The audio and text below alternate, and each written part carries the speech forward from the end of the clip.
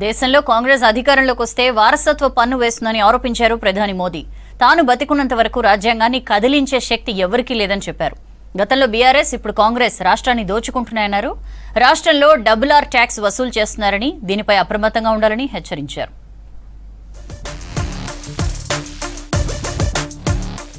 Congress party వారసత్వ vote bank రాజకీయాలు చేస్తుందని ఫైర్ అయ్యారు ప్రధాని నరేంద్ర మోదీ. కాంగ్రెస్ వస్తే ప్రజల ఆస్తులు గుంజుకుంటుందన్నారు. మెదక్ జిల్లా అల్లాదుర్గంలో బహిరంగ సభలో మాట్లాడారు మోదీ. దేశ ప్రజలు జీవితాంతం సంపాదించుకున్న ఆస్తులపై కాంగ్రెస్ కన్నేసిందన్నారు. తల్లిదండ్రుల సంపాదన పిల్లలకు కాకుండా చేసేందుకు కుట్రలు పన్నుతుందని తెలిపారు.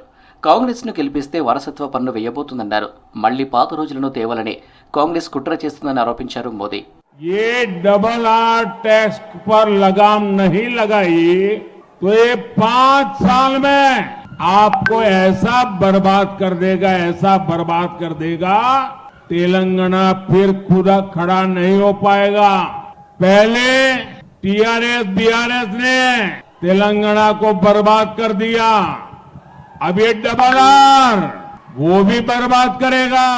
గతంలో బీఆర్ఎస్, ఇప్పుడు కాంగ్రెస్ తెలంగాణను దోచుకుంటున్నాయన్నారు మోదీ.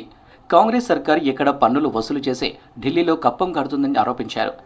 ఆర్ఆర్ ట్యాక్స్పై ఇప్పుడు ఆలోచించకుంటే 5 ఏళ్లు ఆగమవుతారని చెప్పారు. కాంగ్రెస్ బీసీల రిజర్వేషన్లు తీసేసే ముస్లింలకు ఇచ్చిందన్నారు మోదీ.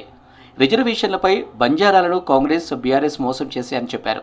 తాను బతుకున్నంత వరకు రాజ్యాంగాన్ని కదిలించే శక్తి ఎవరికీ లేదని, ఎస్సీ ఎస్టీ ఓబీసీలకు అన్యాయం జరగదన్నారు. वीडियो मॉर्फिंग तो कांग्रेस कुट्रलु చేస్తుందన్నారు మోదీ. ये कांग्रेस वालों को हमारे मराठी भाई बहन या हमारे लिंगायत भाई बहन इन 26 जातियों को ओबीसी बनाना मंजूर नहीं है, लेकिन मुसलमानों को रातों रात ओबीसी बना देते हैं। కాంగ్రెస్ దొంగ హామీలతో అధికారంలోకి వచ్చిందన్నారు కేంద్ర మంత్రి కిషన్ రెడ్డి. బీజేపీ బలపడుతుంటే కాంగ్రెస్ బీఆర్ఎస్ గుండెల్లో రైళ్లు పరిగెడుతున్నాయని చెప్పారు. రేవంత్ రెడ్డి బీసీలకు అన్యాయం చేస్తున్నారని విమర్శించారు. ఎంపీ ఎన్నికలు హిందువులకు ఎంతో ముఖ్యమన్నారు నిజామాబాద్ బీజేపీ ఎంపీ అభ్యర్థి ధర్మపురి అరవింద్. కేంద్రం ఇస్తున్న రేషన్ను రాష్ట్ర ప్రభుత్వం ఇవ్వడం లేదని ఆరోపించారు. ఫ్యాక్టరీలు లేకుంటే చెరుకులాగా రానున్న రోజులలో పసుపు కూడా బంద్ అవుతుందన్నారు. నిజామాబాద్ జిల్లా డొంకేశ్వర మండల కేంద్రంలో ఎన్నికల ప్రచారంలో పాల్గొన్నారు అరవింద్. కాంగ్రెస్ రేషన్ కార్డు ఇవ్వనీకేమి కేసీఆర్ చేసిన దుర్మార్గ పనులన్నీ కాంగ్రెస్ వాడు చేస్తున్నాడు. కేసీఆర్ చేసిన దుర్మార్గ పనులన్నీ కాంగ్రెస్ వాడు చేస్తున్నాడు.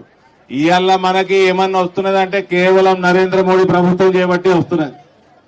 ఇవాళ నేను పసుపు బోర్డు వచ్చింది, మనకు పసుపు రేట్లు వచ్చినాయి. దానికి మనం గొప్పలు చెప్పుకునేది కాదన్నా. ఈ పసుపు రేట్లు మీరు 20 ఏళ్ల కింద కూడా చూసిండ్రు, 30 ఏళ్ల కింద కూడా చూసిండ్రు. మనం చేసుకోవాల్సింది పసుపుకి సంబంధించి ఎగుమతులు పెంచుకోవడానికి ఏమేం తయారు చేయాలో ఆ ఫ్యాక్టరీలు తెచ్చుకోకపోతే మలబడిపోతాయి పసుపు రేట్లు. కాంగ్రెస్ ఫేక్ వీడియోలు క్రియేట్ చేస్తూ తమపై తప్పుడు ప్రచారం చేస్తుందని కరీంనగర్ ఎంపీ బండి సంజయ్ అన్నారు. 100 రోజుల్లో 6 గ్యారెంటీలు అమలు చేస్తామని కాంగ్రెస్ నేతలు మోసం చేశారని ఫైర్ అయ్యారు. రాజన్న సిరిసిల్ల జిల్లా వేములవాడలో అసెంబ్లీ స్థాయి సన్నాహక సమావేశంలో పాల్గొన్నారు బండి సంజయ్. మే 8న ప్రధాని మోదీ బహిరంగ సభ స్థల ప్రాంగణాన్ని పరిశీలించారు. ఒక హోమ్ మినిస్టర్ గారి యొక్క వీడియోనే మార్పింగ్ చేసి ఎడిట్ చేసి అనని విషయాన్ని అన్నట్టు చిత్రీకరించి ఇవాళ సమాజంలో కూడా తప్పుడు సమాచారాన్ని ఇచ్చే ప్రయత్నం కాంగ్రెస్ పార్టీ చేయడం. దీనివల్ల కాంగ్రెస్ పార్టీకి భారతీయ జనతా పార్టీ అంటే ఎంత భయం ఉందో అర్థమవుతుంది. ఇప్పుడున్న కాంగ్రెస్ పార్టీ ప్రభుత్వం దానికి రెండింతలు భయపడుతుంది బీజేపీ అంటే. ఎందుకంటే అత్యధిక స్థానాలు తెలంగాణ రాష్ట్రంలో భారతీయ జనతా పార్టీ పార్లమెంట్ స్థానాలు గెలవబోతుంది. కేంద్ర హోంమంత్రి అమిత్ షా రేపు రాష్ట్రంలో పర్యటించనున్నారు.